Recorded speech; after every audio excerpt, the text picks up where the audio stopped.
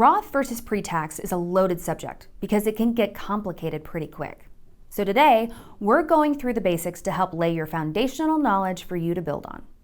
We'll answer, what do you mean by pre-tax versus Roth? What are the advantages and disadvantages of each? What does my age have to do with my contribution strategy? So first, what do you mean by pre-tax versus Roth?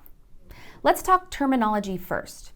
Pre-tax and traditional are adjectives used interchangeably sometimes, whether they should be used that way or not. This is the same case for Roth and after-tax. So whenever you hear someone ask, what kind of contributions are you making to your 401k? They're asking if the money you're putting in is pre-tax dollars or after-tax dollars. Same goes for an IRA. Traditional IRAs hold pre-tax dollars, and Roth IRAs hold after-tax dollars. So what are the advantages and disadvantages of each? Let's talk Roth first. When you put after-tax dollars into a qualified account, like your 401k or IRA, those dollars have already been taxed by Uncle Sam.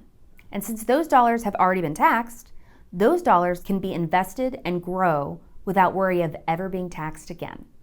So when you take it out to live on in retirement, you can breathe easy knowing none of it goes to taxes. The downside, though, is Roth contributions aren't tax deductible. On the flip side, pre-tax contributions into traditional IRAs or a 401k are tax deductible. This can be a huge pro for pre-tax. But of course, the downside is when you start living off of that money in retirement and begin withdrawing from the account, because you never paid taxes on it originally, you have to pay taxes on all of those dollars and the growth they achieved. So what does my age have to do with it?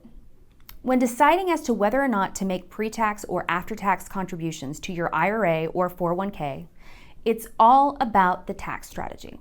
But your age makes a difference too, because of the amount of time your contribution dollars have to grow between the time they enter and exit the account. In other words, ask yourself, how much time do my dollars have to grow before I retire? Let's walk through two common decision-making processes for contribution strategies. Jane is 28 years old and she is in the 22% tax bracket. She plans to retire at age 65. She thinks that her income will continue to grow throughout her working career and she may even bump up a tax bracket before she retires. But she's determined to have no debt in retirement and living comfortably back within the 22% tax bracket when that happens. At this time in her life, Jane has decided to make Roth contributions so as to take advantage of all the time those dollars can grow without being taxed. John, on the other hand, is 59 years old and in the 32% tax bracket. He plans to retire at age 65, which is only in 6 years. What he needs to live off of in retirement is significantly less than what he's earning today because he's paid off all of his debts. So he expects his tax bracket in retirement to drop from 32% to 24%. John has decided to contribute to his 401k on a pre-tax basis. This is because he's in a high tax bracket now and doesn't expect those dollars to grow too rapidly within the next 6 working years, especially since he's invested quite conservatively in anticipation of retirement. So if he really drops into the 24% tax bracket when he retires, it makes more sense for him to pay taxes when he takes the money out then than paying taxes while he's in the higher tax bracket today. If you got all that and are ready for a bit more detail, like the income limits for Roth and more examples, go ahead and subscribe. Notifications on, because I'm planning on dropping part 2 in the coming days.